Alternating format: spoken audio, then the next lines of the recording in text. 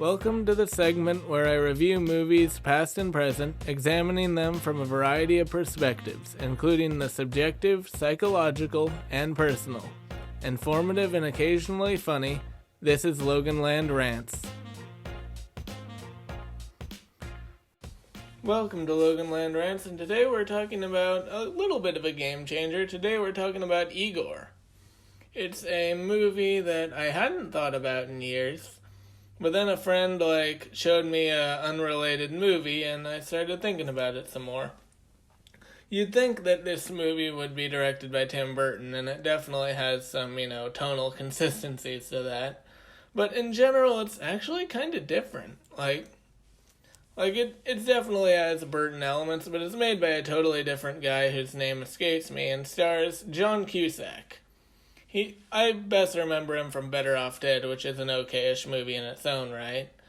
And part of me wonders if he always chooses movies that are, mediocre or good or just won't really be great. I don't know. He could be wrong. Maybe I'll say anything and I'll eat my words there. Was that Cusack? Yeah, probably. But anyway, Igor is, an animated movie. Very creepy animation, at least as far as, the kind you'd expect from Corpse Bride or Nightmare Before Christmas, which, by the way, was not actually directed by Burton. But Igor, for a recap, is basically a movie that takes place in a Transylvania-style, almost Halloween-style town, where a bunch of evil scientists annually gather every year, and, whoever has the most evil invention wins. And usually there is a guy who has the most evil invention in the context of the movie, but he is in fact a complete fraud and always steals inventions from other mad scientists using his shape-shifting girlfriend, who is technically all the mad scientist's girlfriend. We find out later, spoiler alert, that she's actually a female hunchback and uses these special pills to maintain her shape-shifting form. Subtle. But then the other thing is, the hunchback, I mentioned hunchbacks earlier because hunchbacks are second-class citizens and treated pretty much as the sidekicks for mad scientists, which makes sense. That's how the original Frankenstein film went, even though no such character actually appeared in the Frankenstein book. Little historical footnote for you there.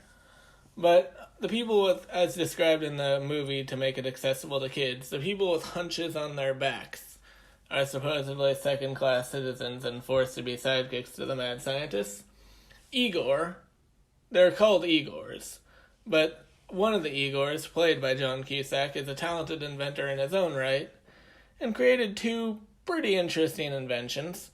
The first being a rabbit who is functionally immortal, and probably the darkest running joke throughout the movie is the rabbit trying to kill himself in a variety of ways, like drinking poison, getting rammed by hard objects, and it's even a one-note joke that I made him immortal, which is kind of a hassle because he doesn't want to live. Then there's a brain in a jar who is borderline stupid. No other way around it. His stupidity is highlighted in a few different ways throughout the movie, but the most obvious example being he wrote the name Brian on his jar in permanent marker. Supposedly because he was in a hurry, but it's obviously just because he can't fucking spell brain.